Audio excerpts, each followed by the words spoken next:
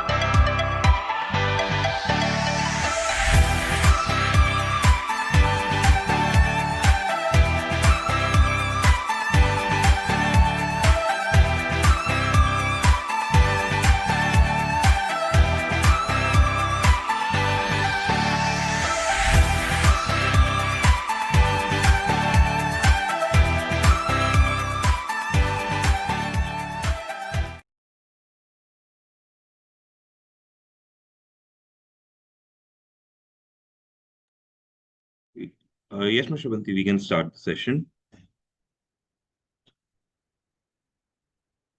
Yes, just a sec. We'll start right now.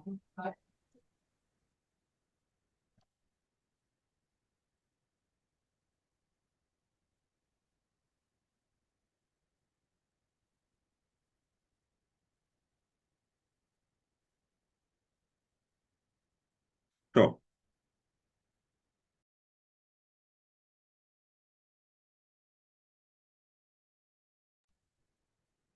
So, hi everyone who has joined us from YouTube.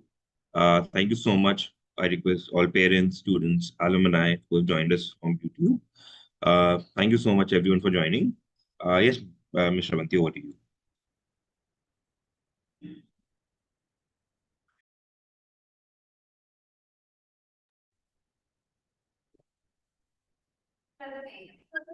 Good morning, everybody. Am I audible? Good morning, ma'am. Yes, ma'am. Hi, good Good morning. morning, Yeah. everybody. Good morning. Good morning, Good everybody. morning. Yes. It's a pleasure seeing all of you in one screen. Likewise, ma'am. Do we start? Do I start? Can we begin the session? Yes, ma'am, Yes, we will ma'am. begin the session. Okay. Good morning, everyone. A warm welcome to Lakshmipat Singhani Academy Olympics 2026. I'm Shravanti Deb, and I'm going to be the host for the day. We are gathered to celebrate the incredible journey of our alumni, inspire our current students, and relive some cherished memories. We are so glad you're here with us on Zoom to be a part of this special occasion. It is my honor to have amongst us our principal, Mrs. Jaya Mishra, who will be delivering the welcome note address. Over to you, ma'am. Good morning, everyone. It is indeed a pleasure to see these smiling faces on the screen. And when you see them in uniform, they look so different.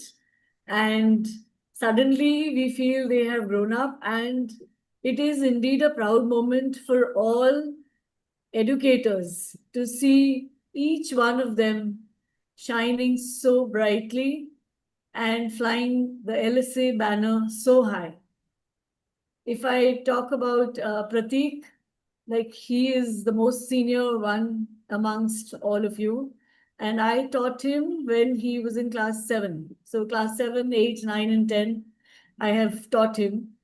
And if I recollect, he was the one who was very quiet in the class, would hardly speak, the shy child, but so down to earth and so humble that you knew that the entire class was in a chaos, but Prateek will be sitting quietly in one corner, and then he will quietly raise his hand and he will say what he had to say. He would wait for his turn. And he was working in Mumbai, and when he shifted to Kolkata, I remember we got in touch with him because the school was organizing a CBSE science exhibition and we were looking for judges.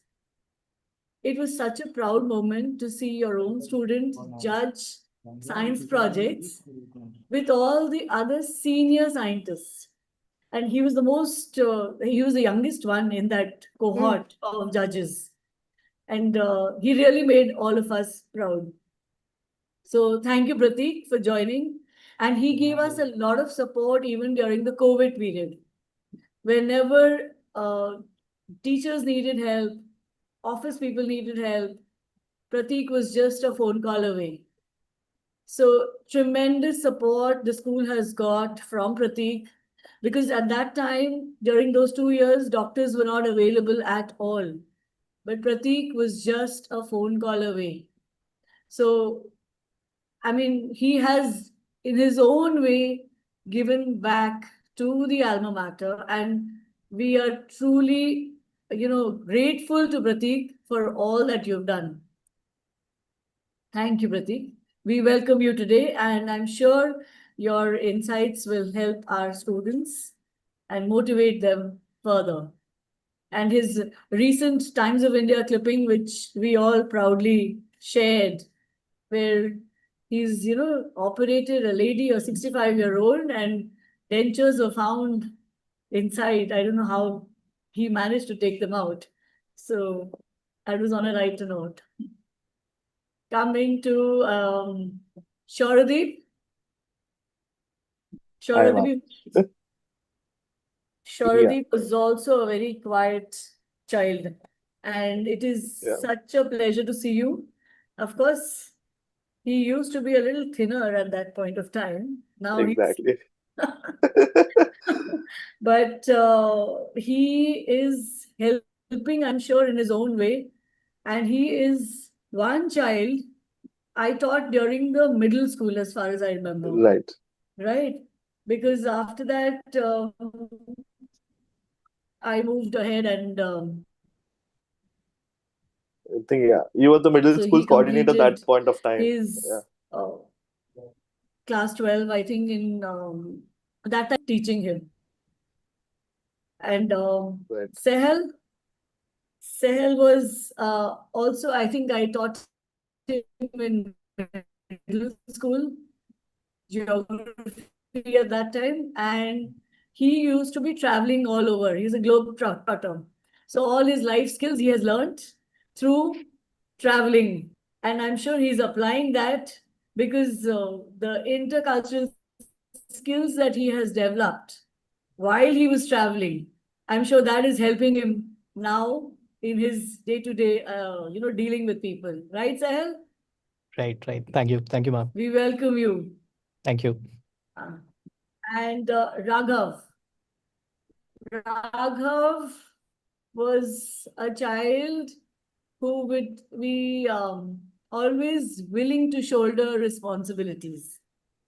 Raghav had a very pleasing personality, even during the school days. And whenever there was a challenging task given, Raghav would say, "Let us try this, ma'am. Yes, this can work. Let us give it a try." So that has, I'm sure, helped people, and he is interacting and solving problems and looking for creative solutions, thinking out of the box, the way he used to do in school. So thank you, Raghav, for coming today and share. You'll be sharing your experiences with our children. We look forward to your session also. Thank you, ma'am. Tushar. Tushar, I was interacting and I saw Tushar as a key member of the exhibit team. I mean, even when he was in the lower classes, he would come up with creative ideas and he would share that with the IT department. Let us try this, let us try that. So Tushar, I remember all his IT skills that he picked up in school. I think that is how you have reached Google today. For Earlier, sure, ma'am. For sure. very good. Thank you so much for agreeing to, meet our children today. Thank you so much. It really means a lot, Tushar. The And pleasure is mine, ma'am. Siddharth. Siddharth was one child who was behind the scene kind of a child. You will never see Siddharth in the forefront. We would always find him taking the back seat, but silently working as a team member. So thank you, Tushar, for agreeing to join us today. Just a minute.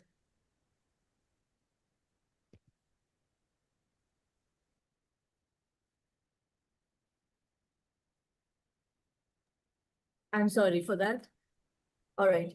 And we are all looking forward today. Our students, you can see classes 11 and 12 have already assembled here. And this is going to be a very resourceful session, I'm sure. And maybe this is just the beginning.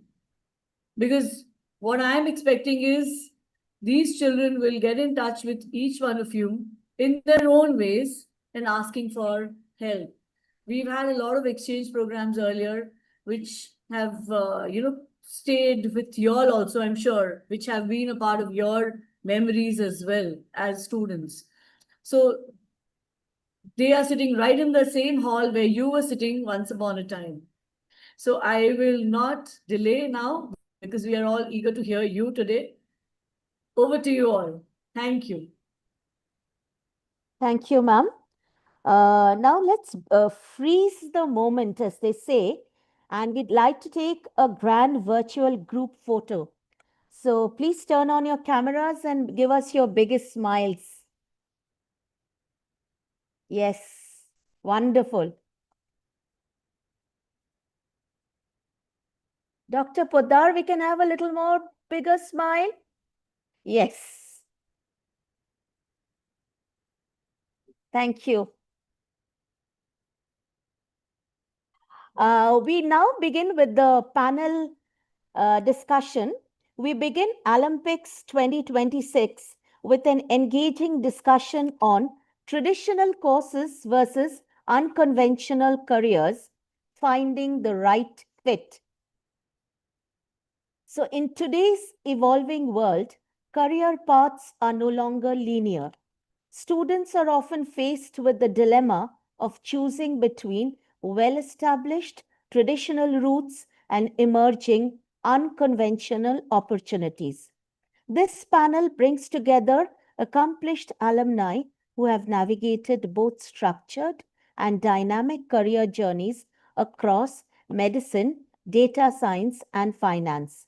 Through their experiences, they will share insights on decision making, exploring interests, managing risks, and ultimately finding a path that aligns with one's strengths and aspirations. This session aims to help students make informed, confident choices about their future in an ever-changing career landscape. Let's welcome them to the virtual stage. First up, we have Dr. Prateek Poddar, who is an MD gold medalist from IPGMER Kolkata and DM gold medalist in gastroenterology from LTMMC Mumbai. and is a member of the American College of Gastroenterology. He has numerous national and international publications to his credit and is an expert in advanced endoscopy. He is currently the head of the department, ILS Hospital, Dum Dum, RB Diagnostic Lake Town, and has his clinic, Gastro Kolkata, at Vivekananda Road and Baguihati. Dr. Poddar, my question to you is, medicine is a field that demands both precision and empathy. Can you recall an early moment, perhaps during your school years, that made you realize you were drawn not just to science, but to patient care and making a tangible impact on people's lives? Over to you, Dr. Poddar. Thank you so much for having me here. I mean, really, my God, it feels like such a long time. I don't believe it's been 21 years. But then I believe when you talk about medicine, though a conventional career, we have so many options now as separate fields in it. In my entire process of my training in school, what really amazed me and what has always been with me is the immense support that I got from the teachers and the school during my training years. When you talk about compassion, it was the compassion of the teachers also, which really made me, what I am today. So whether it be my education, my science interest that was there, my time, because children are always short of time in their careers when they're trying to build their careers, studying their extracurricular activities, and at every point of time, I found that my teachers and the entire machinery was with me along the way. I think that is very important because when we go through the process of training and we go through the process of examinations, we sometimes feel very depressed, we sometimes feel very stressed, and that is the support which really helps us.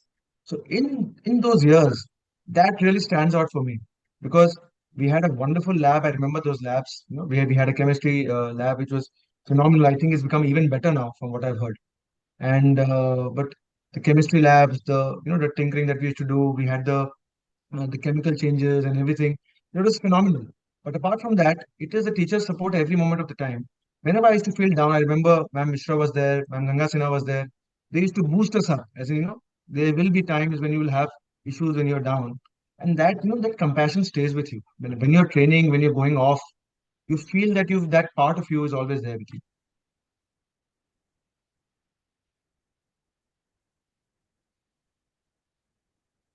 Yes.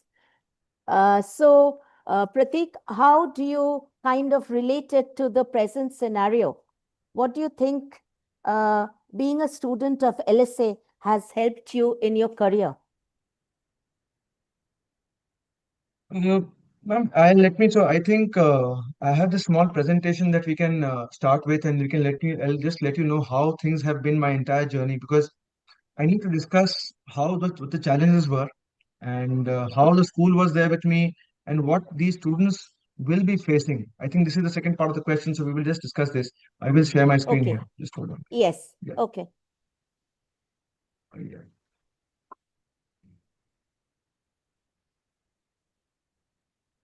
Yeah. I hope my screen is visible now. Yeah. Yeah. Uh,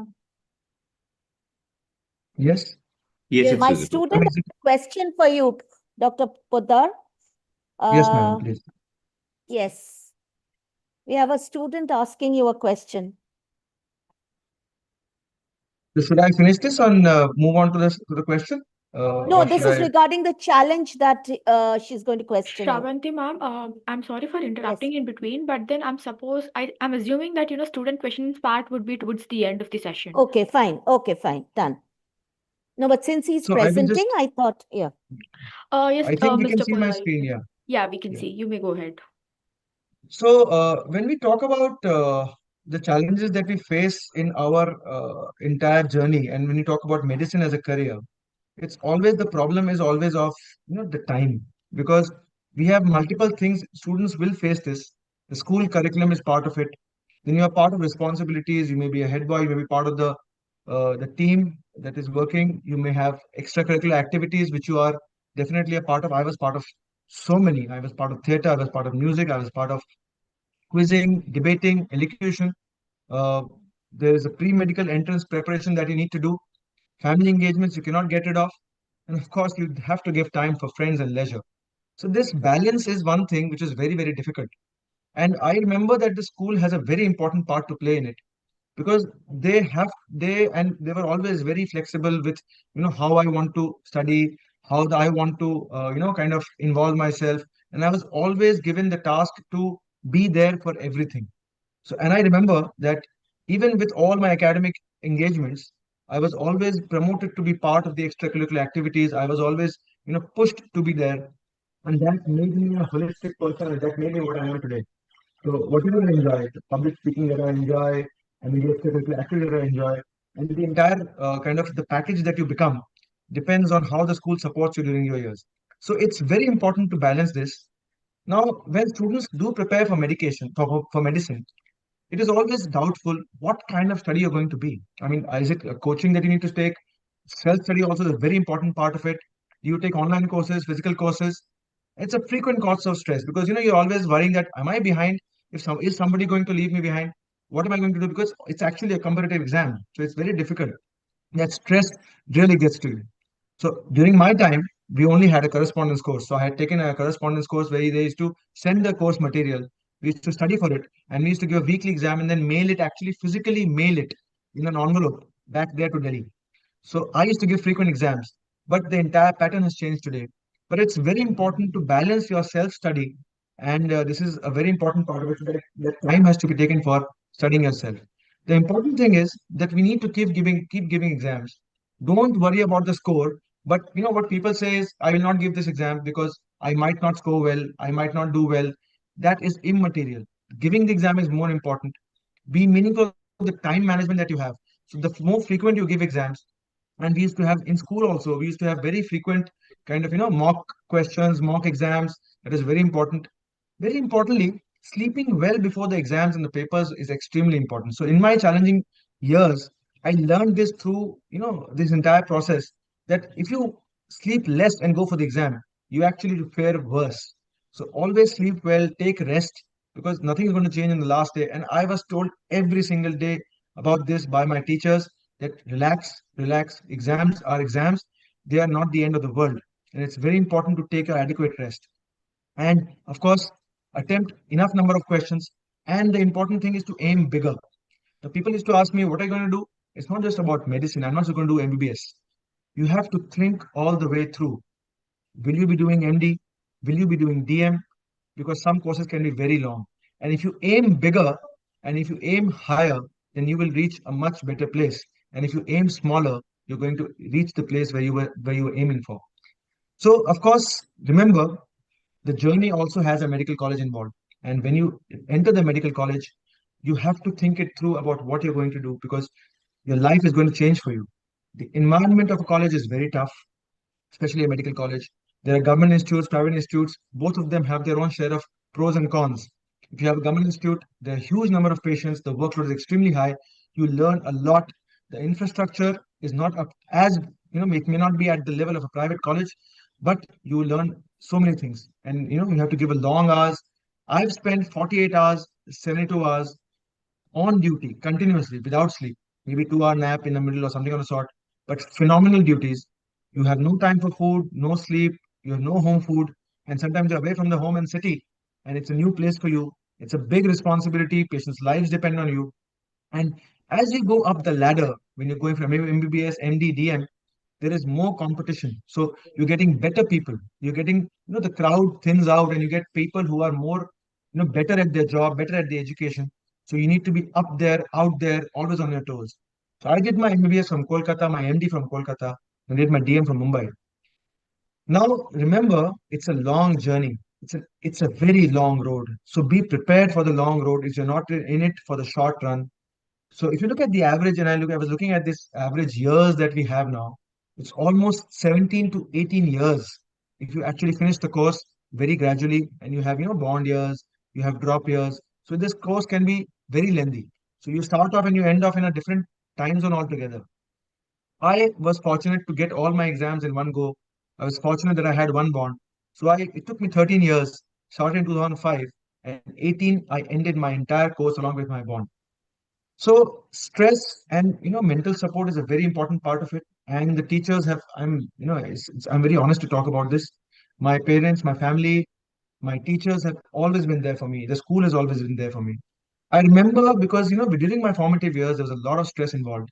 I was not sure about what's going to happen. I didn't know about the competitive exam, how it's going to turn out. So you lose family, friends, and personal time. You always feel sleep deprived, even when your career is, when you are, I'm a doctor, you always feel sleep deprived. And you remember when you're in this profession, you are constantly under scrutiny. In any profession, there's a margin for error. But when you're dealing with patients' lives, there is absolutely no scope for error. Even a single error can be very costly. And of course, constant education, constant updation is part of it. So, for all the students who are there who are listening to me, please take it into account, be prepared. I still enjoy my hobbies. I still keep myself grounded because if you don't do that, it's going to be difficult. So when you ask yourself whether you want to get into it, the answer should each time be a yes. Because if you're not sure, then you might actually end up in a profession and a career where you might be feeling burned out. So the important thing for medical profession is that you need to be ready for what you're going into. It has a long, difficult, and arduous course, but then the two school has always supported me through this, and you need to take the support of your school, your teachers, your friends, and your family, and you should be mentally clear on what you want. And absolutely, if that is what you want, this is the right profession for you. Because after everything, the smile on a patient's face and the smile on a child who just gets better, there is nothing like that in the entire life when somebody just says a thank you and after you just saved a life. So this is the most beautiful thing in the world. I think, ma'am, we can proceed to the next part. Thank you so much, Pratik. Thank you so much. It's actually a life journey which you've narrated. Very important, a fine line of balance between life and the ultimate truth that is death. So it is the doctor which is bridging the gap. Thank you so much, Dr. Poddar. We move on to Sahel Ahmed, an alumnus of the Indian Institute of Technology, Dhanbad and Northwestern University. Sahel brings an expertise in the field of data science and has been working with Amazon. So, Sahel, your journey spans engineering to data science at a global scale. Was there a moment in school when you first started thinking beyond textbooks, maybe solving a real world problem or exploring technology in a hands on way that set you on this path? Okay. Thank you, Mamdev, for the introduction. And hello, students. It's so nice to see all of you here. I cannot believe that I'm still, even after all of these 15 years, I'm still scared of Chaya ma'am, just like how I was in school, even though she's, the most loveliest of teachers. But yeah, ma'am, coming to your question, I think, there's never this single moment which prepares you for life outside school. I think it's a very gradual shift which comes with effort. And that being said, I think I give a lot of credit to our school. LSA created such a growth oriented environment for all of us. And honestly, whoever studied over there, I think you start with such a strong advantage just by being there, being surrounded by such great teachers, the kind of support that we get. So I think that itself is puts you so much far ahead in the race of life. Uh, I think this shift towards going out of your textbooks and going towards the real world thinking, it comes when you realize that, outside of exams, problems will never be defined. You won't have teachers standing next to you in life who will explain that this is the problem and this is the formula you have to apply, or even maybe even, what the exact question is. Like nobody would really define that. Even before you try and solve what the problem is, you need to understand what really am I actually trying to solve. You before you reach the solution, try and define what the problem is. So I think that mindset is something which I built. I can give an example. Like we used to have those maths exams, and for boards, I think we were told that NCRT textbook would be enough. But if you were more curious, you would go for solving R.S. Agarwal, or even if you were more curious, go for solving R.D. Sharma, which was the harder versions of it. I'm not sure if it still happens. It'll be funny if it still does, but that curiosity to go beyond what is required. I think that really builds that mindset where if you go in the outside world, try and understanding what is the problem I'm solving and who is really impacted by it. I think those really prepare you for the real world scenarios. Yeah, I think that would be my response to it. Okay. Thank you, Sahel. Shauradeep is a capital markets professional with over 7 years of experience across regulatory oversight and sell-side execution. He currently works with the investment banking group at HDFC Bank, where he is responsible for the execution of equity fundraisings. Prior to this, he was associated with the National Stock Exchange, contributing to market investigations and listing compliance functions. Shauradeep holds a PGDM in securities market from the National Institute of Security Markets, that is NISM. Shauradeep, capital markets often require making high stakes decisions under uncertainty. Looking back, were there experiences in school, inside or outside the classroom, that helped you become comfortable with risk, decision making, or thinking on your feet? Thank you for the introduction, ma'am. And hi, Mm. students. It feels great to be invited to this forum and speak about something about my journey. Uh, so basically, investment banking, if I go to say, it's a very fast-paced environment. It requires a lot of analytical thinking and solving. So that this mindset can be only be created, I mean, at an early stage, right? So there's a simple things like LAC, MAC, and the SAC classes, the activity classes that is taught in the school that is beyond the textbook. This helps develop such analytical thinking. And this is very simple example, but yeah, that creates a lot of impact early. And I used to participate in a lot of intra-school and inter-school competitions. In most cases, I would see myself in the core committee. So all the teachers, thanks to all the teachers, mostly it was Niladri sir who would entrust me with the core committee role, and I would be there in a sort of a cultural or a creative team leading that particular fest. Let's say, be it Abhilakshya or be it exhibit. And this specific such in the process of being a part of the core committee, I would of course interact with a lot of external stakeholders like sponsors, vendors, other participants. So of course there's a lot of communication, develops a lot of soft skills. I mean, a lot of negotiations happen with the sponsors, with the vendors. Yeah, so somehow you develop the soft skills that is required, and you need a lot of soft skills and networking skills while into investment banking. And the school has, of course, this is an example how the school has helped me gain that. And if we go back in like 2008 or 9, I think the school introduced to us robotics as a special activity, I remember. And that is another example that I can say. And LSA has always been like the early adopters of alternate teaching. So I think LSA has been like that since the very inception, and that is how it has been contributing to all like in my entire journey. And I think in class 11, I would say there was an instance where before class 11, I think, so I had requested principal, that the then principal, ma'am Kak was there, and I had requested if computer science could be given as an alternative, as an elective in commerce. So I was very interested in computer science, and I'm glad that I studied computer science in my plus two, and that helps me on my everyday task, like be it as small as macros on Excel, or maybe some sort of Java or anything, any part, any sort of coding on today's day. Yeah, that's it. Thank you, Shauradeep. I would like to update you. You'll be happy to know.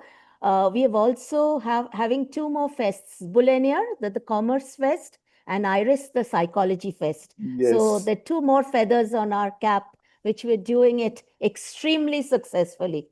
So great to hear. thank you for all those initial thoughts on how Lakshmipat Singhani Academy shaped your foundations. Wonderful to hear your school experiences that continue to influence your journey even today. Okay, Now, let us now go a little deeper into your career journeys and insights. Dr. Poddar, what was the most significant challenge you faced while navigating the demanding journey of medical specialization and establishing yourself in gastroenterology?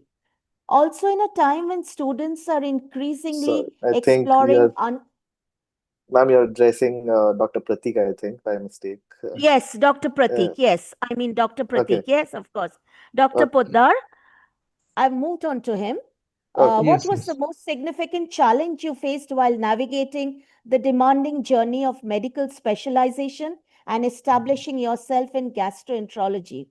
Also, in a time when students are increasingly exploring unconventional careers, what advice would you give to those considering a long term structured path like medicine? I think, ma'am, we discussed this in the presentation, but I will just Yes, give the outline yes, here yes. that I know the that. most Yes. significant challenge that, I would tell you, I think that a couple here. The first thing is, of course, you need to be mentally very, very prepared for what you're getting into. Because the task is not just about I mean, it is just a Herculean task in itself. Getting to pass the exams, getting yourself into one of the most competitive exams in the country. But then apart from that, we have to be prepared mentally for what is coming in store for you. That is one of the most important challenges because it requires a lot of sacrifice. I did not have Sundays. I did not have weekends. I do not still have to, whenever a patient calls, whenever there is an emergency, whenever there is something that I need to be there for, I need to be there for it. I mean, there is no excuse. I have to give up on everything. I still remember when my daughter was being born, there was an emergency procedure, and I had to be there for the emergency procedure. Thank God I was there in time for my daughter being born. But then it was tough. I mean, I was there cut to cut. But the point is that you cannot say no because somebody's life is on the line. So you need to be ready to give up on so many things that you really enjoy and you really love, and so many things. And I have written a post on this a while back on Quora. If people can, if people can search for it, that you end up being, slightly cut off from the entire world because you are in this world, of your own, and because it's responsibility is there. So you need to be prepared for it. So the mental preparation for what you're going to get into is the most important challenge that you need to face. And once that is done, everything else will fall into place. I mean, you're going to get in through it, your exams, your study, the school will support you, the teachers will support you, your family will support you, but then you have to be mentally prepared for it. And if you talk about the career option, definitely unconventional career. I'm so happy to see all my juniors, my students, my friends out here. It is, yes, I'm very happy to see the kind of careers that people have. If you talk about medicine in general, it also is not no longer a very conventional career per se, because now you have so many other options. If you talk about dermatology, there's cosmetology, there's trichology. So people talk about only hair. So there's, we have people are dealing only with hair. There are surgeons who deal only with the hand. So there's hand surgeons. So you have, very super specialized fields now in medicine, which can be a part of a very unconventional career.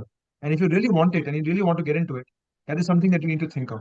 But remember, getting there is a long process. It's going to take 15, 17, 18 years for you to reach that place.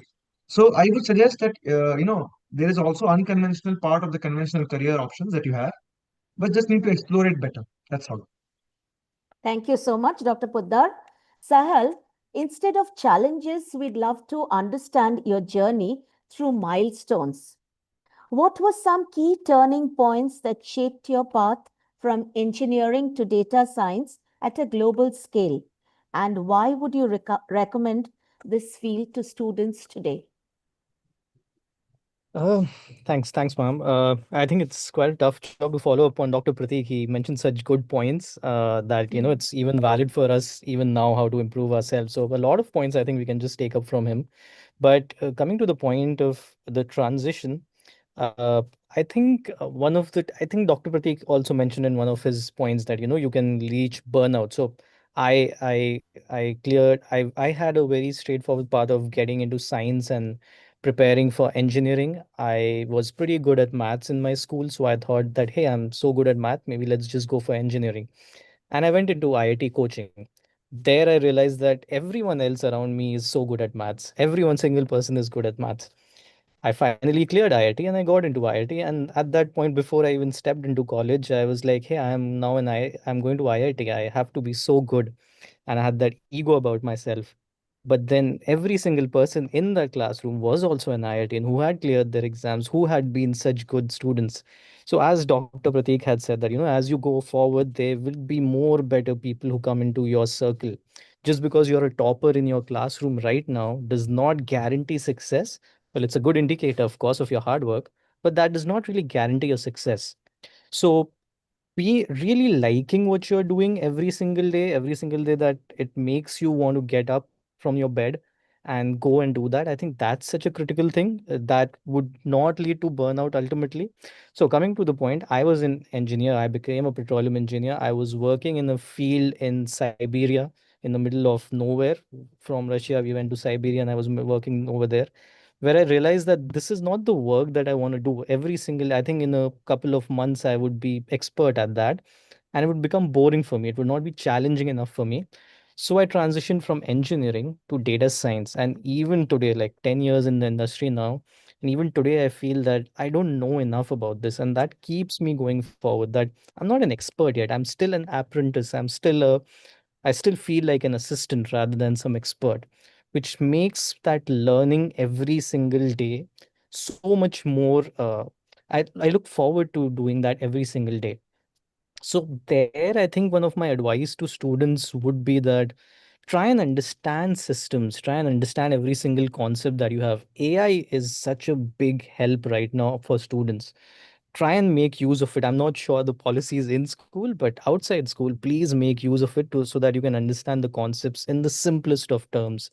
Outside world, if you can explain complex systems in simple ways, that's such a useful skills. Please don't be those students who would learn something and not teach your fellow students. If you can teach to your fellow classmates, that's such a helpful skill. Again, those are those skills which you learn in school and those transform you when you go into a professional world. Other would be comfortable with failure. It's so important that you learn to accept that not every single time that you attempt something you would be successful. There'll be 10 things you'll attempt, 8 might be failures, 2 would be successful, and those 2 is what would ultimately go on your LinkedIn or on your resumes.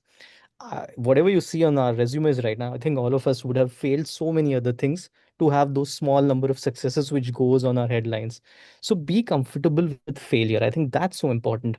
And finally, I think I would want to end with saying that try and be a kind person. Try and be kind to your fellow students and especially to your teachers. I think have fun with your teachers, but also be very kind to them. Nobody wants to work with a professional who's very skilled but is not kind to work with. So be less skillful if you can in your life, but definitely try and be a kind and a good human being. I think that really helped with the school life that I had. But yeah, those are, I think, some of the things which can help you in that life of being a good professional and not burning out, so that whatever work you are doing, I think that would be helpful for you. For specifically for data science, I would say, I think it's a very interesting atmosphere right now. AI is really impacting a lot of scenarios in the world. It's changing. Uh, 10, 15 years ago, nobody had heard of data science. Right now, it's such a big thing. And maybe 5, 10 years down the line, such a job will not even exist. But the ability to solve problems and create impact, I think just that would always be there. So I think, yeah, that would be my recommendation to students to always try and focus what is the problem I'm solving and what is the impact I'm creating. Be it any sector, I think that will always be helpful for you. Thank you. Thank you, Sahel. I think the two key words that I could pick up, and it runs very strong with me and everybody, humility and empathy. I think in any profession, that is one determining factor, both of them, I think, taken together. Thank you, Sahel, very much. Sharadeep, in a field like capital markets, where decisions are high stakes and fast paced, what makes this career exciting and rewarding? And what is it about this space that makes it truly interesting to pursue further? Yeah, I'd like to share my screen. So I just Yes, okay. briefly made a small presentation. So if you can see the screen. So I would, are you able to view the screen? Yes, but we are Yes, able to yes. see you Zoom. Can you open the presentation? I think I had, this is the presentation mode. Oh, we are Not able to this. see your Zoom screen. We are not able to see your Okay, presentation. okay, just hold on. Yeah.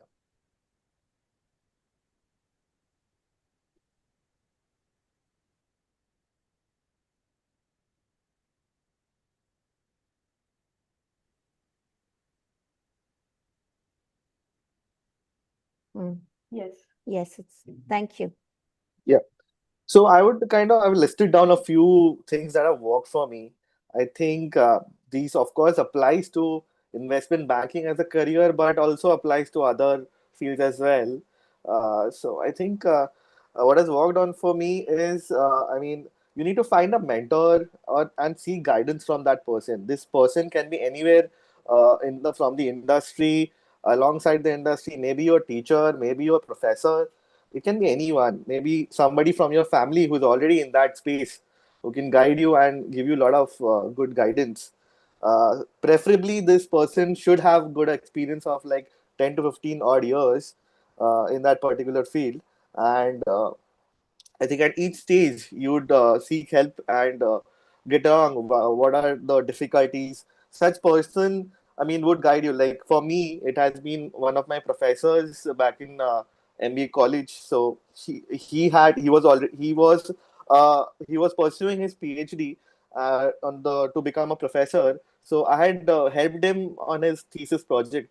So in turn, he also guided me in a way that as a give and take, he also guided me along, and so yeah, so that has really helped me a lot.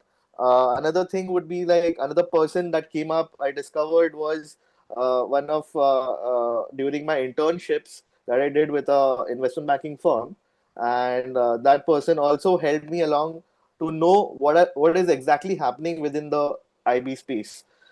So always find a mentor. I found it a little at the later stage of my career, like not in a later stage, but in a say not in the initial. I mean, it should have been much earlier than what I did found. And second would be understand what are the pathways to get into IB. So IB investment banking is a very, the entry points are very restricted, very limited entry points you have. Either you go to a top B school like IIM ABC or IKL or maybe SPJN or any other good college, and they would pick you from there directly from college, and then you get directly placed, and you don't have to worry much. If you are there, and alongside that, if you are also, let's say you don't get into a good B school, maybe you go for specialized courses that are available in the market. That adds on to your CV. That puts a lot of weight on your resume. So resume is a piece of course, a document that shows what brand are you. Like it creates a brand image. Like when you draft a CV or a resume, it's a piece of paper, but it kind of reflects who you are in the corporate world, right? Uh, so yeah, so there are professional courses like CA, CFA, and FRM. So one should know which courses to take. Let's say an FRM is irrelevant for an IB, right? I mean, you can take. There's a generic thing I've written, but FRM is not ideal for an IB. You can put it on your CV. You can do an FRM, but it does not lead you anywhere in IB, right? And you need to get good certifications. There are many certifications that are available in the market. You got to find the relevant ones. You need to ask your mentor what is exactly working, which exactly works as in the recruitment process. Then third would be like you need to find the alternate entry point. So IB is, as I told you, it's already restricted. So what had happened in my case, so I was offered, I was interning with one of the top IB banks in India, and they had offered me a pre-placement offer. So it's basically once they find you good in an internship, they take you, absorb you in the company directly. So what happened is I was finishing up my MBA and I waited for a year. They had offered me this offer a year, like after my first year itself, and somehow the market conditions weren't right. Somehow didn't work for. I mean, didn't work for them taking me. I think that point of time the elections were there. There was a lot of uncertainty in the market, so they didn't take me, and I lost that opportunity. So I had to, I think, plan a backup. Right? I knew a stock exchange was coming for recruitment, so I sat for that. The closest I could be to any investment banking firm was through the listing department in an exchange. So I knew I would be in touch with a lot of bankers. So I did a good amount of networking with them while in a very odd job, maybe so to say, which I of course didn't think in the first place. And certain skills that I built up, of course, during this time was financial modeling, Excel, a bit of advanced Excel and PowerPoint, and of course nowadays you'd see a lot of AI that is there, and these are some skills that you need to take up. Like, I mean, uh, give it time. I mean, and so you learn all these things in college. They would be giving you a lot of industry tools to work on, like Bloomberg and Icon. Your college might have access to such. Identify those, and then identify the opportunities how to get into IB, like through these. Project your uniqueness. So I think at some point of time in your career, like let's say when you're in college, so all everybody's experiences would be same, right? Because you have done schooling and then you have come to that college, and everything would be same, right? So I think how would you distinguish yourself? It can be only be done when you have a good amount of project work or research to take this up independently, like a basic financial modeling, or maybe, so it must have some sort of problem that you're solving, and some observations that are coming out of it. I think that is what I mean by research work or project work. And then of course you try to get into a good internship, maybe in a small boutique IB. I mean, it has to be a little relevant. So I interned twice. I mean, I interned twice, but I interned twice with a very relevant, so to say, experience for IB. So I interned with the market regulator, that is SEBI, for 2 months in the summers, and also another with one bank. So yeah, that helped me a lot. You do a lot of networking during this internships. You go to your mentor and ask for certain project work, maybe some amount of guidance that I think that helps. I think these are the some points that has helped. And who should actually choose an IB? I mean, I have listed down. This is very basic, but as I already told you, it's a very a career that is, I mean, very gives you a lot of exclusivities, I would say, a lot of a handsome paycheck, but I think it also rigorously, I mean, you need to work, you need to show your determination. A lot of time is involved. I think the max you get to sleep is 5 to 6 hours a day, and you need to balance out. I mean, through maybe drinking a lot of coffee, and it's very long hours you need to work. So one who thrives under pressure has, like, I mean, you get a lot of pressure, but you can successfully deliver under pressure. Yeah, that's a good fit. And who should not work? I mean, who want a little relaxed environment and things that there would be a work-life balance that is required. Like you can. So I would say initially in your life, you don't. I mean, you can be least bothered about it. I think you don't have much responsibilities. I think, of course, when you get married and there's a kid, you have a lot of responsibility. Before that, you try to take up such challenges, and I think you can excel well in such a field. Yeah, Ma'am Shravanti, yeah, that's it. Thank you. Thank you so much. Thank you, Pratik, Sahel, and Charadeep, for sharing your incredible insights. It's a learning experience for me as well. Learned so many things from you all. Now, we move on to the next panel discussion. Here, It's a discussion on careers that didn't exist a decade ago and what's coming next. The world of work is evolving faster than ever before.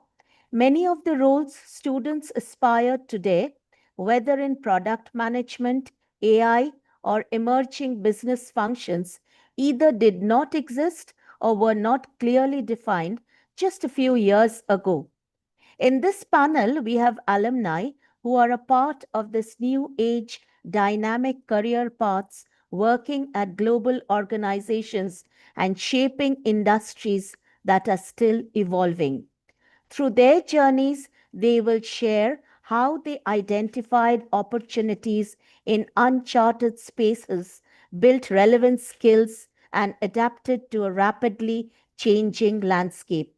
This session aims to give students a glimpse into the future of careers, helping them to stay ahead of the curve and make informed choices in a world where change is the only constant factor. We have three more distinguished alumni ready to share their experience with us. First up, Siddharth Ajit Saria, batch of 2021, is currently based in Barcelona, where he works at an AI studio audio startup. His journey with audio began in school as the lead singer of the school band, making this a full circle moment.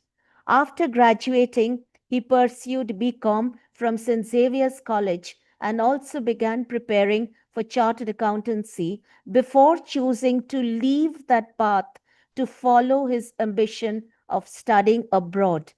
He later moved to Spain to pursue his master's at ESADE and went on to build his career from scratch in a new country.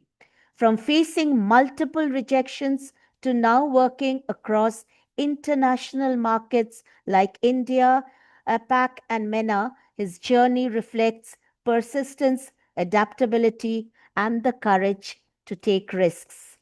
So, Siddharth, your journey blends creativity, risk taking, and reinvention. From music in school to building a career in AI audio abroad. Was there a defining moment when you chose uncertainty over comfort, and how did that decision shape to make who you are today? Thank you so much for the warm introduction, ma'am. And Thank it's you. 6 a.m. right now in Barcelona. But I'm so happy to be back for a speaker session as an alumni for LSA. I think there wasn't a particular defining moment as such because there have been multiple roadblocks throughout this journey. The first thing being that once I came out of school, I went to St. Xavier's College, and waking up at 5:30 a.m. and going to college at 6 a.m. sharp was one of the biggest challenges in my initial period because it was just after COVID and college had just started then. So it was quite a task, but I think you adapt to it pretty well and pretty fast. I also took on the challenge of pursuing CA, and I had cleared the foundation level very well. But while I was preparing for the second level, which is the inter, I realized that I don't want to be sitting in front of the books all the time and be preparing for it, because I remember even when I was preparing for my board exams in class 10 and 12, I used to sit in front of the books and then I would just doze off and I would just sleep. So instead of pursuing something like that, I realized that I need to do something where, exactly like Salal mentioned, I need to wake up every day and be inspired to do something good. So I realized that okay, I think there is so much competition here. Everyone around me was doing CA in St. Xavier's College, and everyone is doing some professional course. But do I want to do a professional course? Maybe not. So I thought maybe doing a master's could really help my case. I came to Barcelona. I was very excited by the fact that I'm coming to Barcelona. People say that it's a party place, it's a place where people go for chilling and everything. but I did not consider the same considering how the economic growth of the country is doing. Um, I came here, I came to do my master's. I met people from at least 60 different nationalities, and that really helped me open my mind about different things, about different ideas, and that really helped me throughout my journey. So I would say that be open to challenges and be open to learning, just like Sahil mentioned.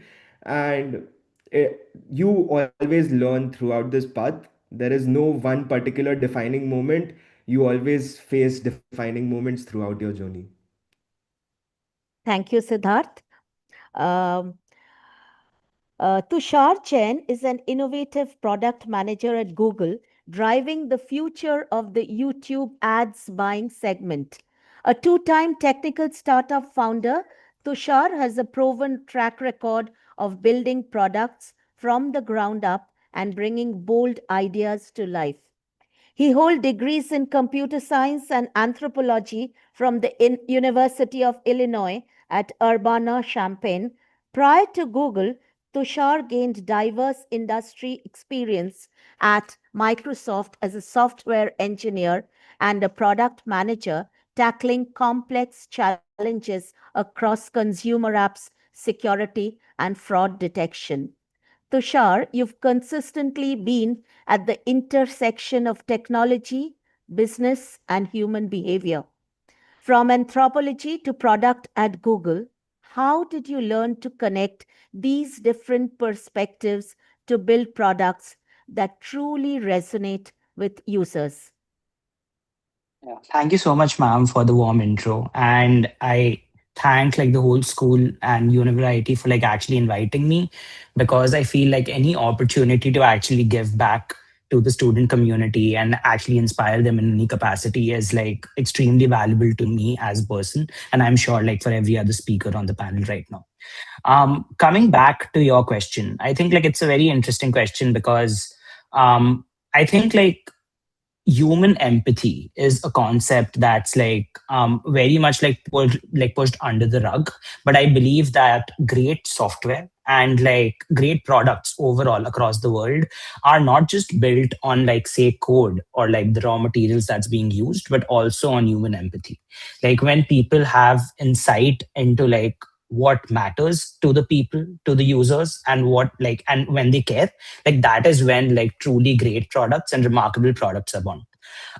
In my experience, like I feel like the very concept of understanding human empathy, like whether it be through anthropology, or like any other courses or like any other experiences that I built, the main seed through to all of this like started like very early on, like through various different experiences in life, but especially at school. I think like my experience as a student, and like this might like resonate with some students sitting out there, was like very different to like a lot of the speakers here, where like all of them like were like really bright students and stuff like that. In my experience, like for me, like I was like very average in studies. Like I wasn't really like like the topper of the school or anything of that sort. But at the same time, like what I was interested in, like I was like hell bent on like achieving that, on actually like getting it done. And like the biggest example would be that I used to really personally enjoy like extracurricular activities and like getting things like hosting events. So when I was back in school, like I was able to bring LSA Model UN, like the first edition of that, like was launched under me, and like we were also able to like work very actively across like the exhibit teams, like in the core committees and stuff like that. And I believe that the very concept of human empathy like was built around that aspect. Like all these events and all of these different things that we did, like it was always about like, hey, like how can we make this experience the best for the users, like whoever is attending, like how can we make it like the best event possible. And I think like these sorts of experiences like actually helped me like build that empathy factor within me. The second thing that I definitely mention and I recommend is inquisitiveness. Like I feel like students it's so important to be inquisitive, to actually like look forward to like what's going on across the world, because like the more insights you have, the more you think about various different things. That's how you build like actually forward looking products. And the last one is socialize and interact with really smart people. I think like the more smarter people you actually surround yourself with, the like greater minds you actually like learn from, the more you're able to like draw those insights and actually apply it into real life. And I think like that's how you grow as a person. So yeah, I think like top three things like empathy, inquisitiveness, and socializing and surrounding yourself with smart people. Okay, so on that note of empathy, inquisitiveness, and socializing, we move on to Raghav Daga. Raghav is an investment banking professional with a strong foundation in global financial markets and risk management, currently associated with the JP Morgan Chase in Mumbai. He brings with him a rare combination of academic excellence and practical industry experience. He has successfully completed all three levels of the CFA program, is a certified financial risk manager, and has also earned the certified financial planner designation, an achievement that reflects both depth and breadth in financial expertise. Beyond his professional credentials, Raghav has consistently demonstrated a passion for economics and finance, having been a top ranked student and an award winning participant in national level finance and research competitions. What truly sets him apart is his curiosity about how global macroeconomic trends and financial systems interact, along with his commitment to continuous learning and knowledge sharing. Raghav, you've built a strong foundation in finance through both rigorous academic pursuits like CFA, FRM, and CFP, and hands on experience. Looking back, what first sparked your curiosity about financial markets and global economics? Raghav? Thank you so much, ma'am, for the warm welcome and the opportunity today. Like, it's a very big thing because I remember sitting in that hall where everyone's sitting and hearing, and I would have loved that if we had something more of this sort, inspiring and everything. So that's so great. And so when I start, like, okay, I wish I could say that I had a grand master plan when I was in college, that school, that okay, I want to get into finance, I want to get into investment banking, I want to do these degrees, but it wasn't really that simple. But I would say that from my childhood in school, everywhere, it was like there were a lot of conversations about money. And there, like, everyone earns money, everyone makes money, but like one person invests it and grows their wealth, the other person spends it and struggles. It's the same money, but very two different outcomes. So I thought there is definitely some sort of skill behind it. And I think the first step in my journey towards finance was in class 11 when I took up economics. And I give a lot of credit to Shomu sir, Asim sir, and all my teachers, because they definitely got me very intrigued on what's happening, why is happening, and how can I understand. But with full honesty, no embarrassment, even after learning for 1 2 years, I could absolutely not understand the market. Like, no one can understand, okay, what's happening, why is it happening. But I believe my curiosity pulled me way deeper into it. And to really substantiate my theoretical knowledge further, I took up CFA, which helped me more towards an investment banking journey. FRM, because I wanted a very well rounded profile, and CFP, which is personal finance. Investment banking, like Saurabh mentioned, is a very, very difficult space to get into. Like, there are lakhs of finance professionals and a handful of jobs in India. So I knew, like, if I want a door open, I need to do something. So like, that was my target in mind. We had JP Morgan coming into Xavier's, where I did my economics honors from.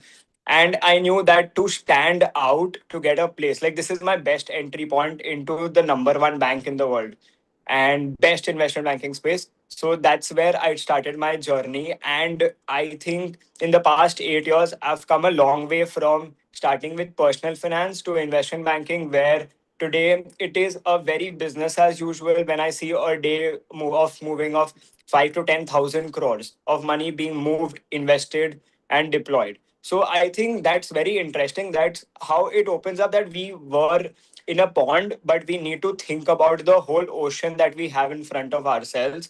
And simply, like, if I have to sum it up, is that chase curiosity, because if you don't ask questions, you will not get answers. Like, I definitely believe that if you want something, you have to fight for it. If you have to think about it, and you have to attract it. And finally, finance and understanding money is not only a career skill. You might do any career in your life, but I believe finance is a life skill because it will definitely give you independence, clarity, composure, and a lot of choices. So that's how I wrap up my interest in finance. Thank you, Raghav. A little more to Siddharth. Moving countries and redefining your career path requires stepping into the unknown. What was a defining moment during this transition that helped you realize you were on the right path?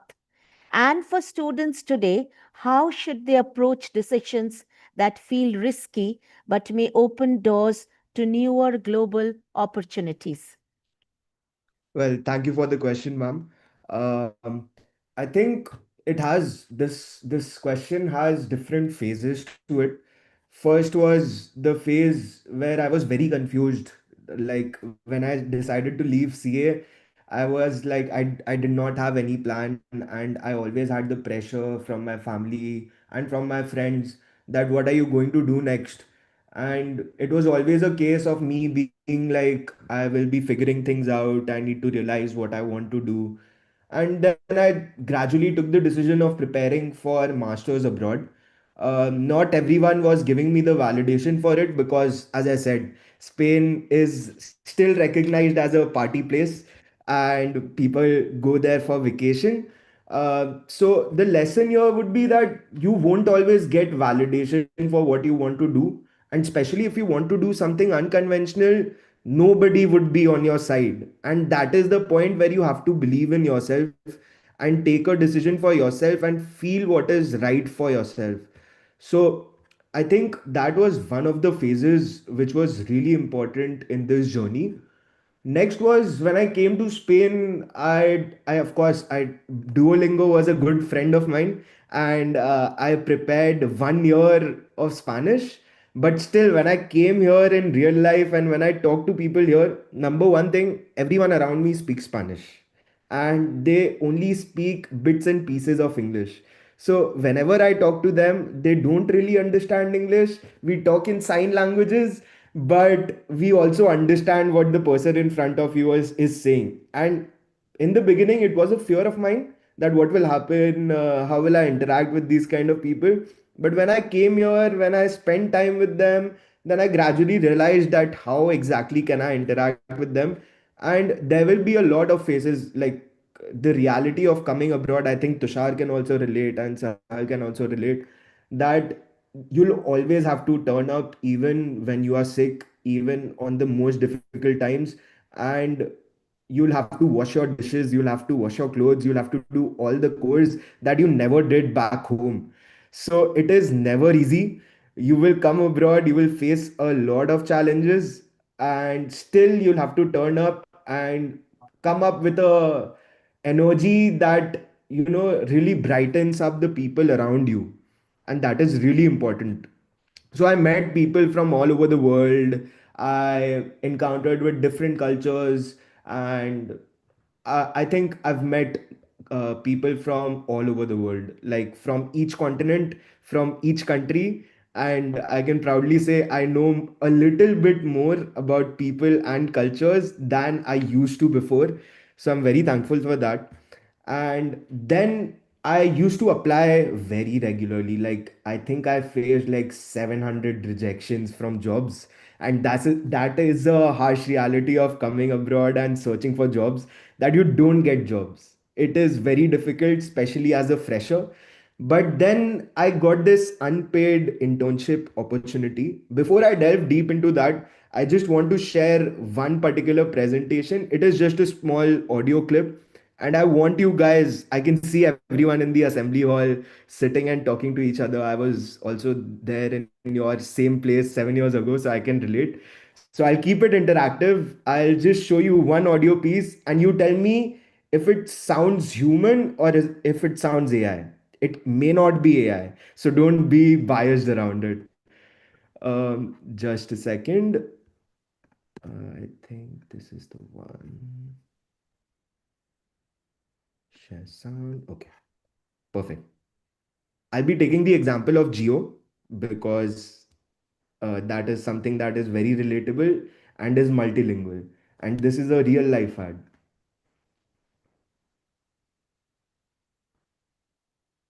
Let me know if you can hear the sound. Just a thumbs up would also do.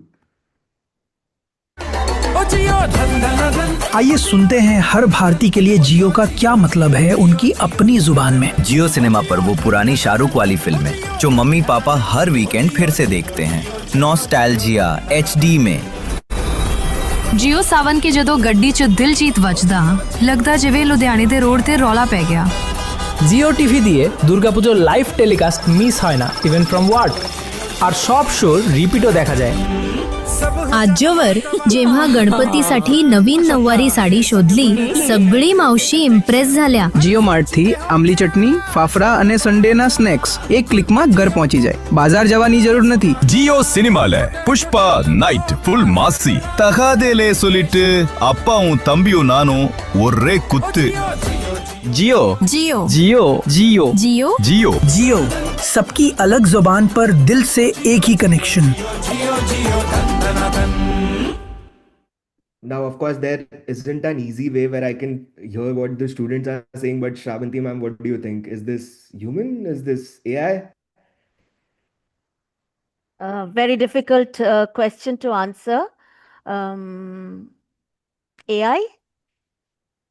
Well, it was AI, but Yeah, when the I'm average right. statistic, of course, like you have the bias, you know that I'm working at an AI studio, so of course you'll know that. But whenever you go to a client with such kind of an advertisement, they are not able to decipher whether this is human Correct. or AI, and Hmm. it is very difficult. And in today's day and age, AI is transforming very rapidly. So when I got this unpaid internship opportunity, everyone around me was like, don't pursue it, you are living abroad, you need to finance yourself, you need to manage your expenses.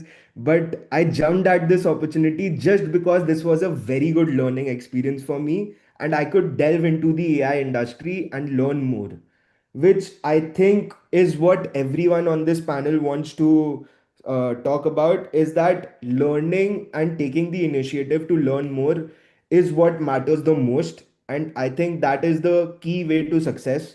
And that is the main defining thing that you can do to change your life and to be the best version of yourself. And I'll keep it at that. Thank you, Siddharth. Thank you so much.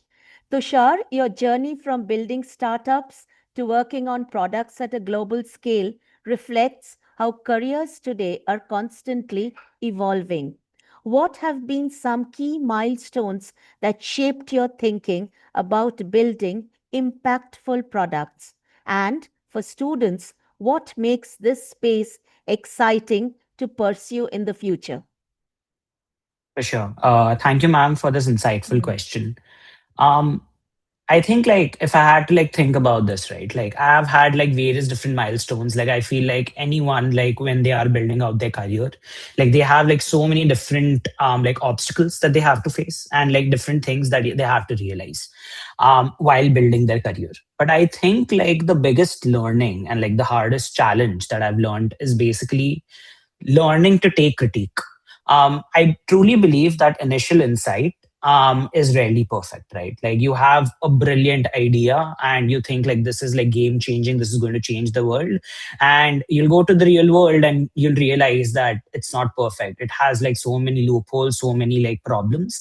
And you need to be open to actually like take critique, work on that critique, improve yourself, and hence you'll reach a point where, like, by rapid evolving of your product or yourself, like, you'll reach a point where you actually create a truly remarkable and really good product. I truly believe that, you know, you should never take like the first loss as like the final outcome and just like accept it at that and just like, go forward with it. The biggest life lesson that I learned was actually also like an analogy from school. So I have like mentioned this like in my last answer. I wasn't like a topper in school, right? And like it has always been like within like CBSE board or like even within like school systems in India that like you need to score a certain amount of marks to actually be able to pursue science, and for good reason, because like science, like a lot of these courses are like really like hard to like grasp. A lot of times, like if you're not like say like as good in say physics or chemistry, or you haven't scored as much because that's the metric that you're judging on, like you don't usually like end up like that. The judgment is that you might not be able to cope up with it and hence you don't get it. But I had always been like really like curious and I really interested in computer science, and thankfully like our school offered like commerce with CS as well as math. So like I was like one of the lucky few people to be able to do that, where I was able to like build on my interest and on my like inquisitiveness. And as a result, like when I did that, I realized like going abroad, like I would be able to pursue like computer science as a degree out there as well.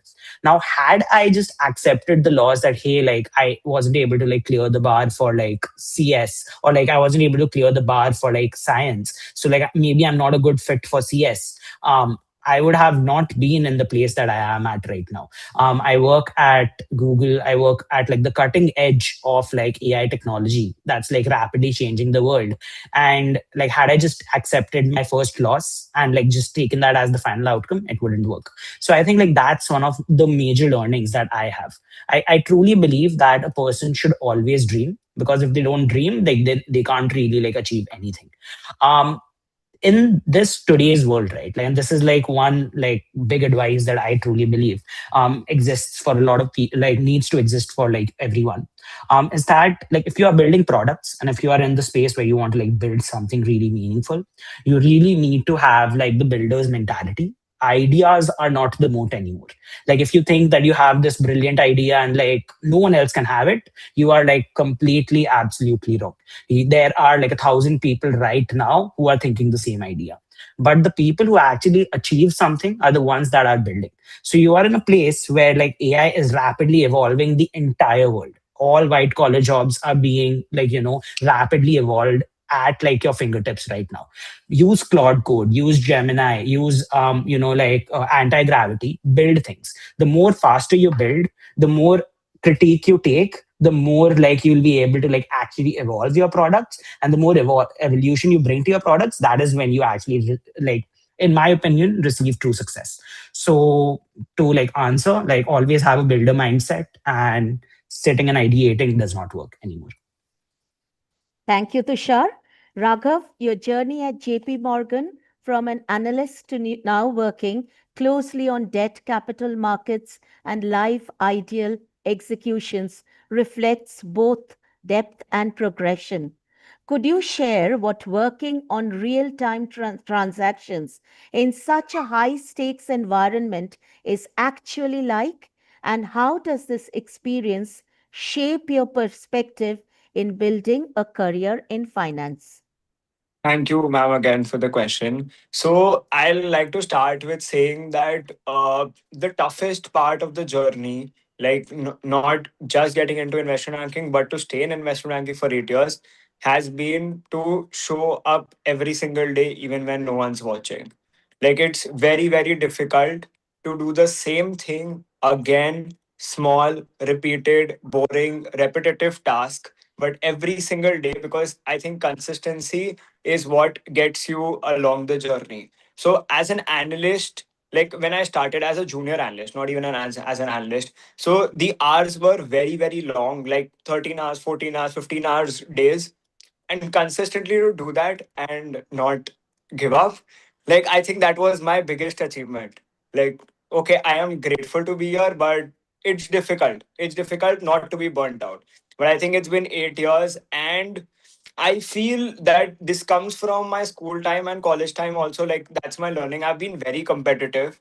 I've been very pathetically competitive. Like, I want to be the best in whatever I'm doing. So even when I'm talking about my board exams, It's a funny anecdote, but before my exams, I think I would have sat 30 days, same time of the actual exam time in my house, mimicking exam environment, doing test papers because I didn't want to take a chance. Like I will do everything in my life to make that chance go away. I want that a very significant, decent probability.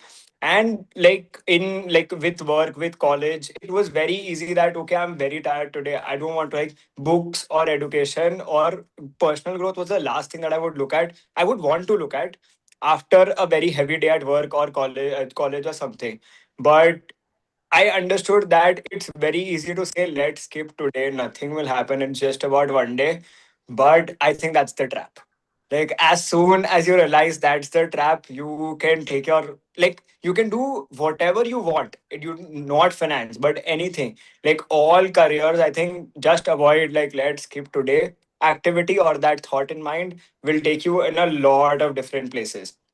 And another thing in investment banking is like because you're dealing in a very high energy environment, things happen very quickly, and one mistake can cost a lot of money. So there comes a chance for self doubt.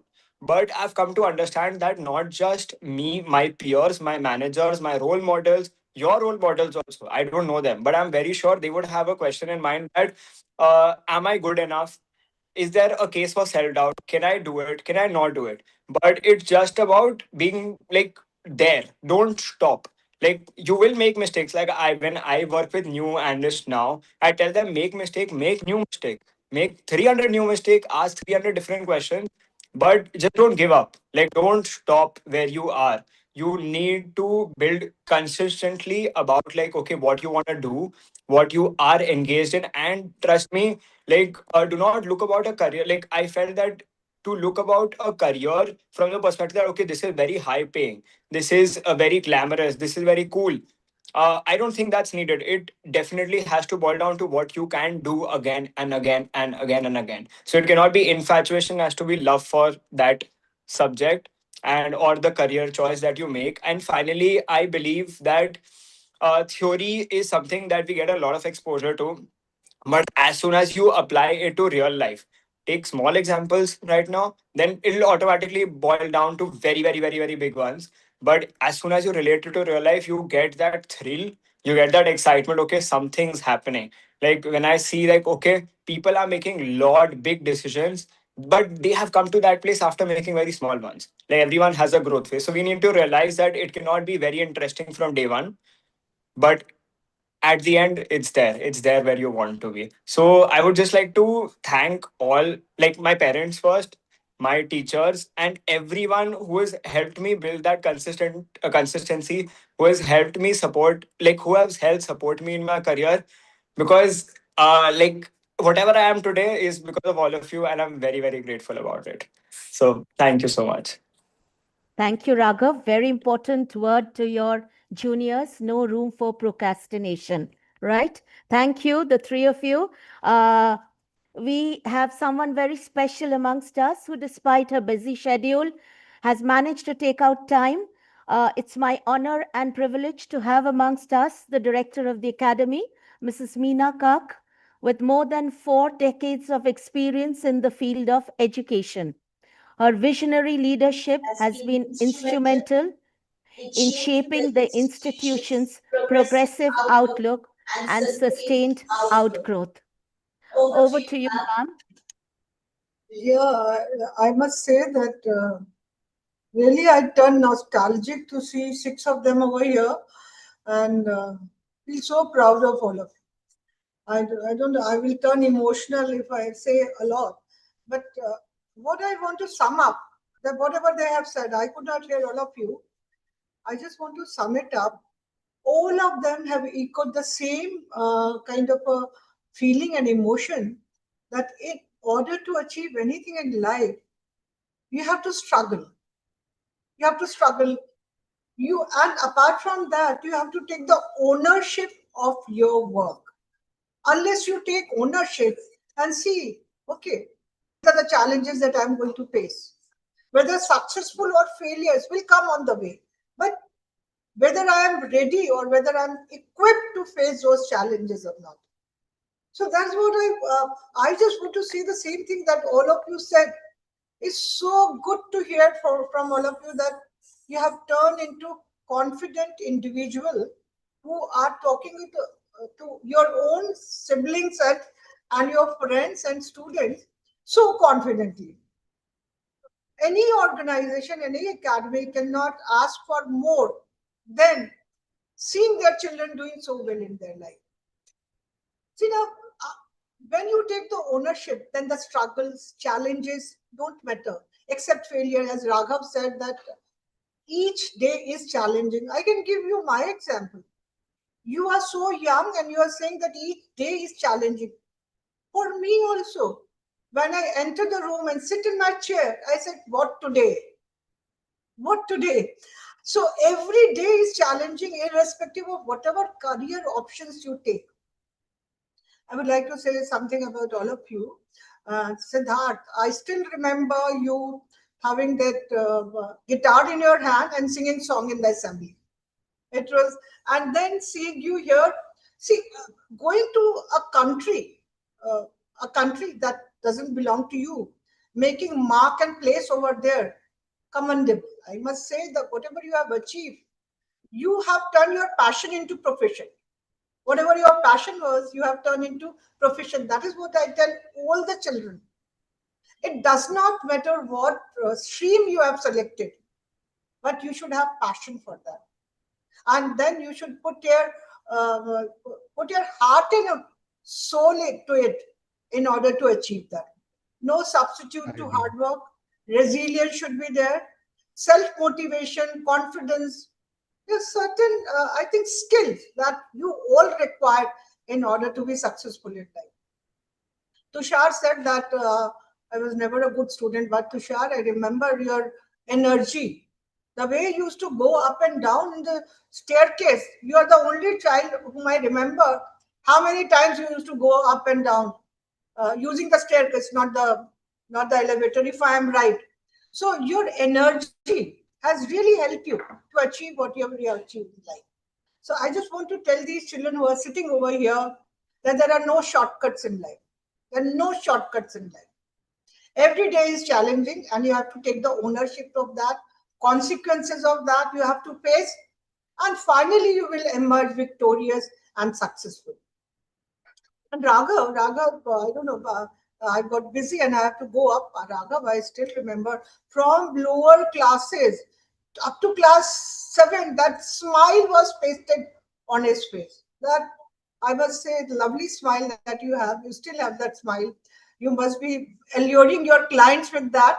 Yes, I am there. So it is a personality that also matters, I must say. And Prateek is there. Prateek, though Prateek was not when I was the principal over there, but Prateek has really helped us during COVID.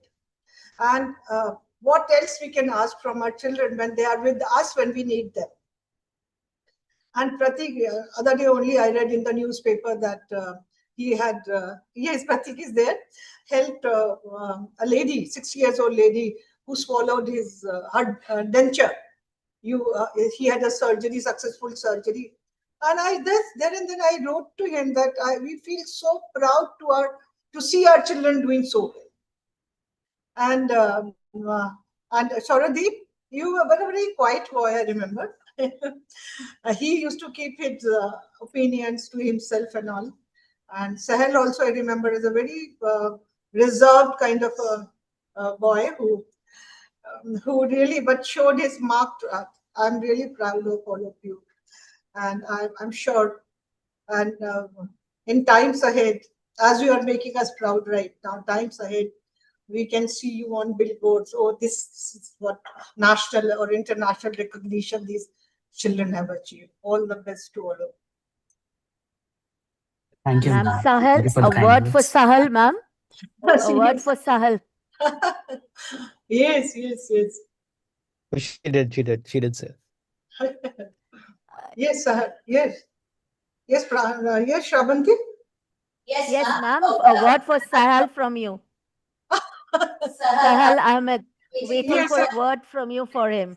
Yes. No, Sahal, I told that Sahal was very, Sahal I could not hear right now because I was upset, but Sahal I remembered he was a very shy boy. He did not talk much. Is a Sahal, if I'm right?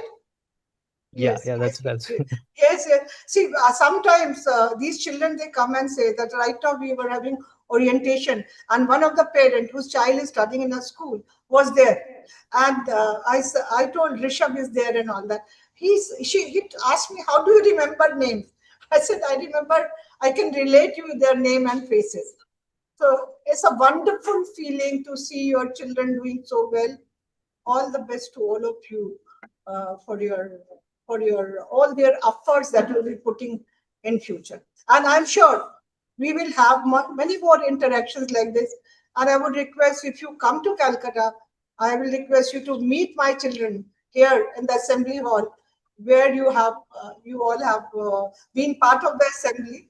And I'm sure you all will come and physically when you are here, you please have a session with our children. Thank you. Thanks to all of you. Thank you, ma'am, for your Thank you, ma'am. words of not only wisdom and experience, but your words from the heart. It was really a journey down memory lane. And before we move, let us have a good photograph, the entire lot. If Dr. Poddar could also come. I know he's putting on his surgeon's robe. I've seen that. But if you could come for a very fleeting moment so that we can once again have a photograph on the Zoom with the smiling faces now that Ma'am Kak is also here.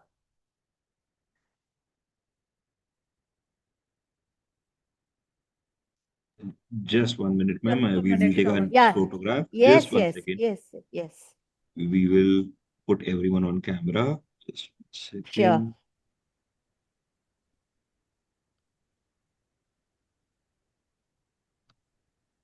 Okay, I think Dr. Pratik, are you there? Can you just join for 1 minute? He's busy with the patient because that's what we saw. Just a second, let me just Yes. check with him. Second.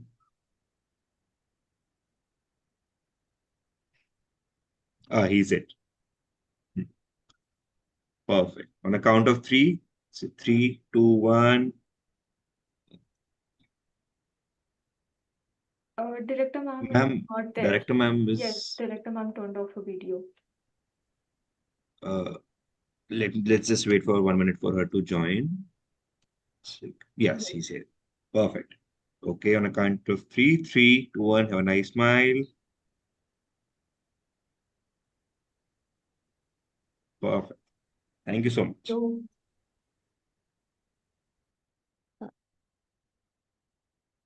Thank you. Students have a question for each of the panelists. If you could kindly answer them very briefly. Dr. Poddar, are you here? The first question is for you.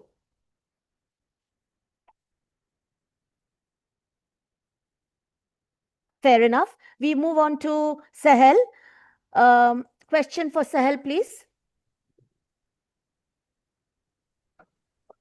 What should students start doing today if they want to explore careers like data science that may not follow a traditional path?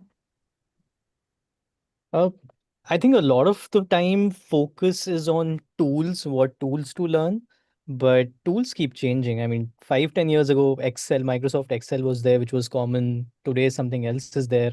Dashboards will be there. So tools will keep on changing.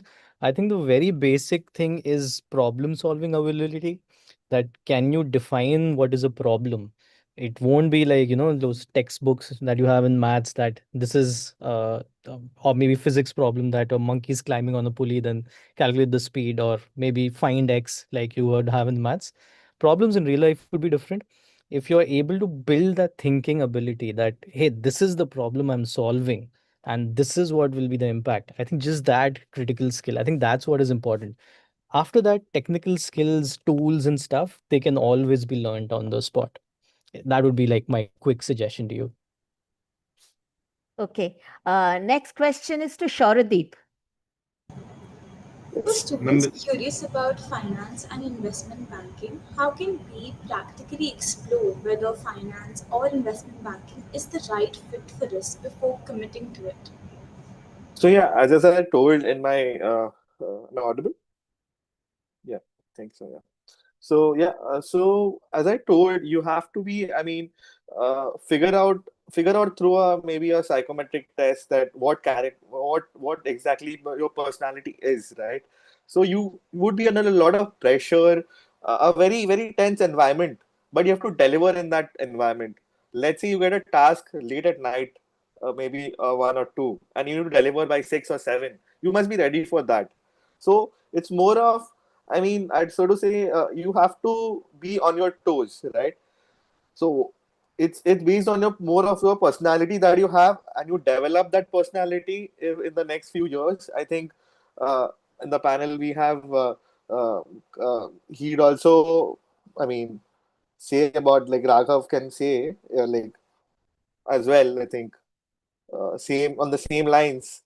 It is very I mean, a tense environment that you have to be. I mean, it's all challenging tasks that would be given to you. And as Sahil also said, uh, ability to solve problems is what is required in investment banking. Yeah, that would be my short answer.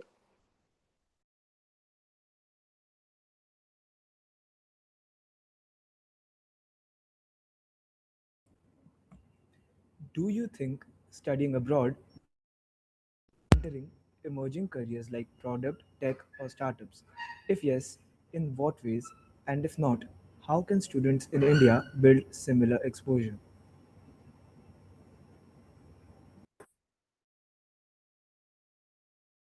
I think Tushar, this is for you.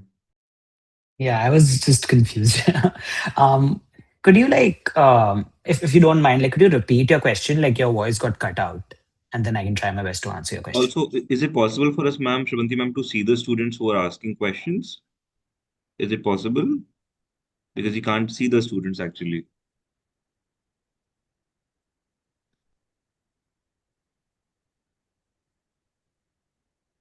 You're on mute if you're speaking. Is he visible now? Yeah, yes. Speaker? Yeah, now Yes. yes. Yeah. Question for Tushar. Gives an advantage emerging like tech or startups. Ma'am, still cutting out. I can't hear him at all. I think there is a mic issue. Yeah, I think so. Yes, once again, please. The question? Can you hear me? Yeah, Yes. perfect. Do you think studying abroad gives an advantage when entering emerging careers like product, tech, or startups?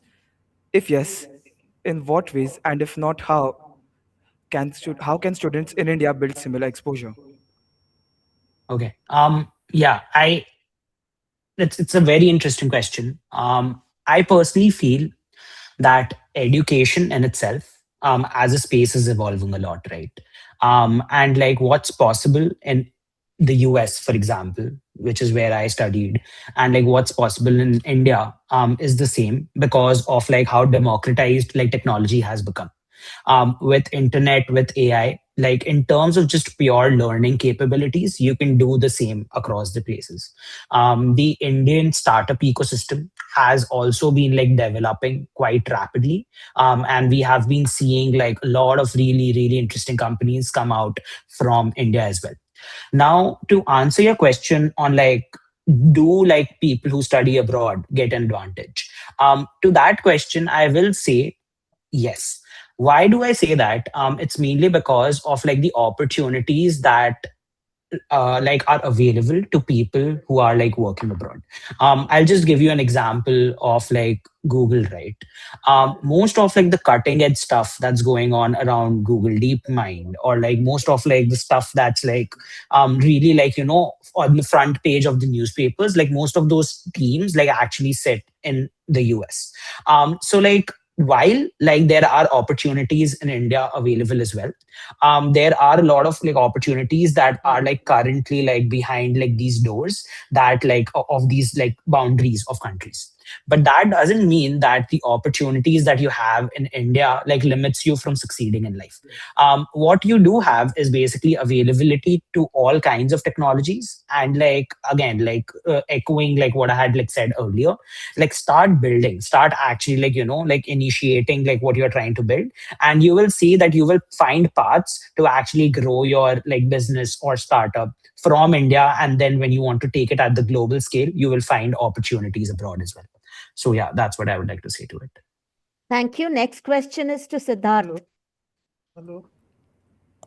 Hello. How did you figure out that leaving CA and moving abroad was the right decision for you and not just a risky one? So thank you for the question. I think leaving CA was partially accompanied by what I really want to do and what was my passion. My passion was always for music and for management and strategy and everything. But in CA, like for me personally, I really felt that I had to follow a particular method, and like I am the sort of person who is very creative, and I have a creative mind, and I try to use my creative mind in whatever I can do. So I always was fascinated by the idea that if I do a business of my own, or if I go into a business, then I want a role particularly where I would want to use this creativity and take decisions that would actually transform those companies. And from a financial perspective, when I was in CA, I realized that finance is not really meant for me. So I shifted my careers and changed my ways. I had to figure out a lot of stuff, what my interest lies in. And yeah, ultimately, I took the decision. Thank you. Last but not least, the next question to Raghav.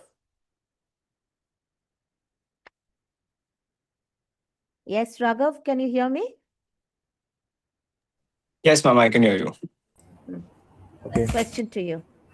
How important is it for students to build a professional presence early through platforms like LinkedIn, internships, or certifications? And what would you recommend as the first steps for somebody? Thank you for the question. So I would say like I'll go to the first step and then go to LinkedIn. So the first step would be the newspaper. I doubt we get the physical newspapers anymore.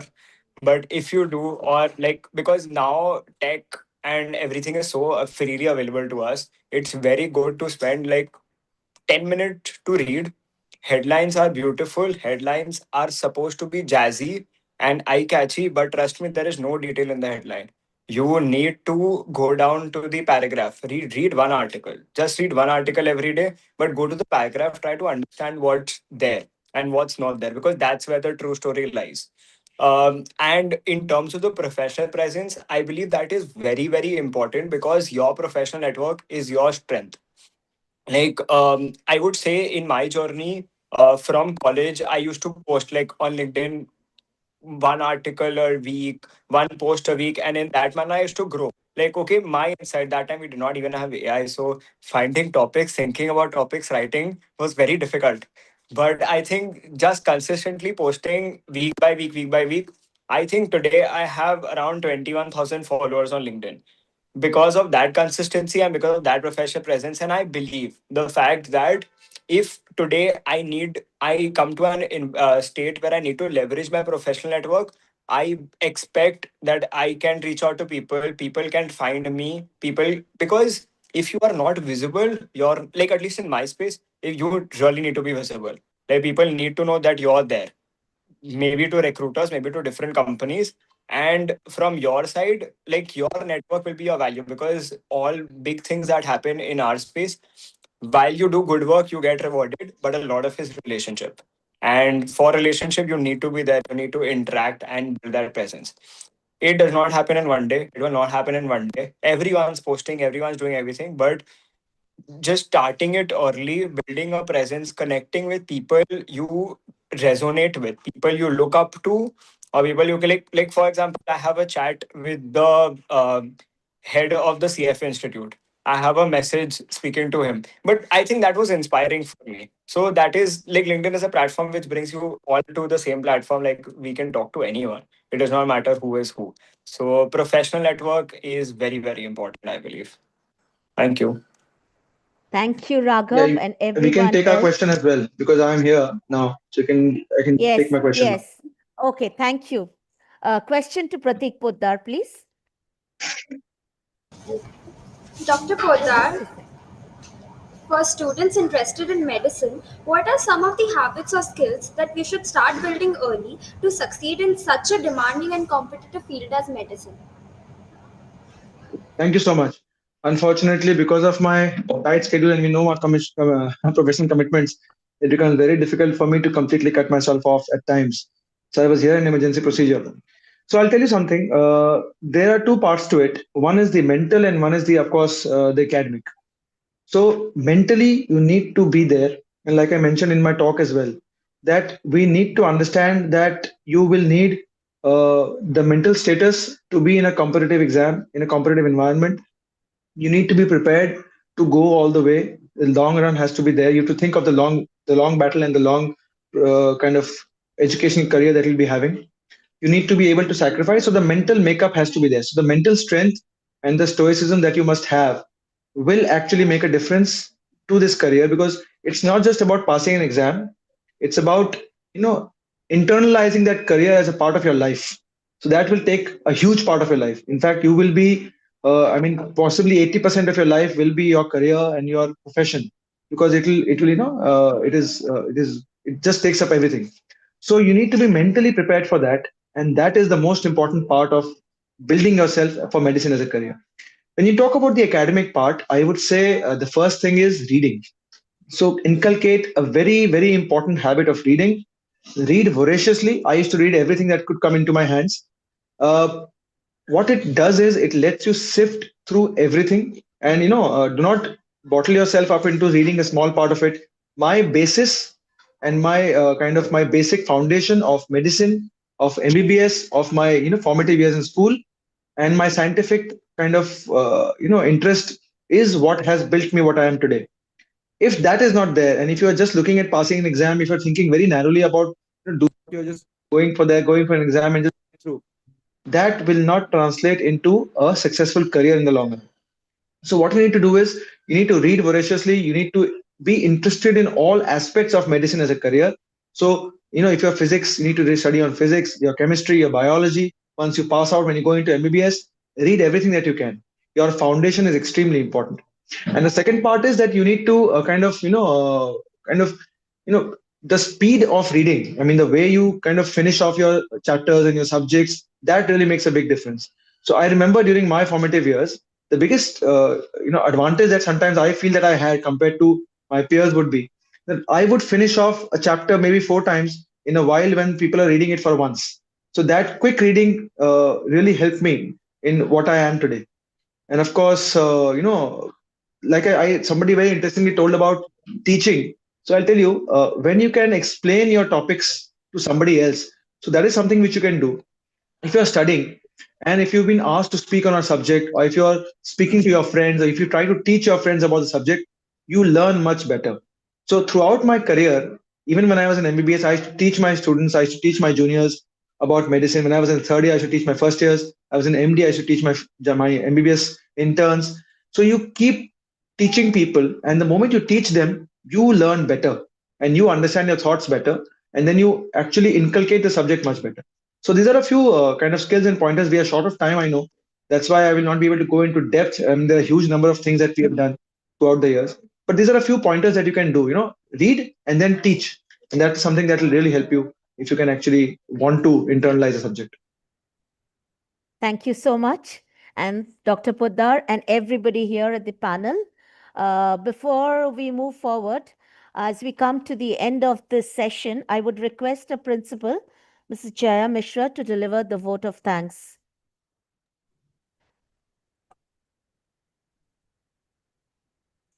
I really cannot thank each one of you enough. This has been a masterclass, I will say, on experiential learning. all your experiences, your personal anecdotes that you have shared with our children, that will truly make a difference. So thank you, Pratik. Thank you, Raghav, Tushar, Shauradeep, Siddharth. I cannot thank you enough, and Sahel, of course, because your see, a lot of things they read in the papers, in the books, but interacting with children who have experienced it, when you are sharing your experiences, they will connect much better with you and what you have said. So don't get surprised if children start connecting with you and sending you mails and asking you for your contact numbers, because they want to take the journey ahead. So on behalf of the school, on behalf of all your teachers and the students, thank you so much for taking out time. I know in different time zones it is challenging, but it just shows the love that you have for your school, and that is why you are here today. And I hope, as ma'am already mentioned, that you can come and address the children, physically someday. We look forward to that. And I want to thank Univariety for organizing this session. Thank you so much, Sri, and your team for getting them all on board on one screen. Thank you so much. And thank you, Ma'am Deb, for hosting it so beautifully and bringing back, old memories of them in school in their uniforms, sitting in the assembly hall, just like our children are sitting today. So thank you so much, everyone. Thank you once again. This And has thank been you, an Niladri, not to forget, for the live link and the IT tech support in the hall, in the school, as all places. Thank you, Shoma sir. Thank you, Darshan sir. And a big thanks to Director ma'am, because this was her vision which came true today. So on that note, thank you, everyone. Over to you, Shravanti ma'am. Thank you once again, ma'am. This has been an unforgettable Lakshmipat Singhania Academy's Olympics 2026. On behalf of the school, I once again sincerely thank all our alumni for taking the time to share their journeys and insights, and our students and parents for being such enthusiastic audience. Your presence and participation have truly made this event a resounding success. We will continue to, or we hope to bring you more such alumni sessions in the future, designed to help you explore careers, gain clarity, and stay ahead. At the same time, I don't think you have to wait for these sessions to ask your questions. With a growing network of 500 plus alumni, the school has provided you with a unique opportunity through the Univariety platform to connect directly with seniors, learn from their journeys, and seek guidance whenever you need it.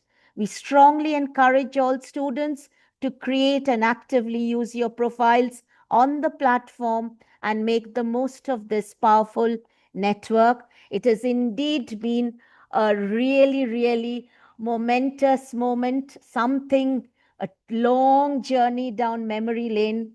And we really, after this session, we will introspect on it surely. Thank you once again, and we look forward to seeing you all again soon. Have a fantastic day ahead. Thank you very much. Thank you, Thank you, ma'am. everyone. Thank you, ma'am. Thank you.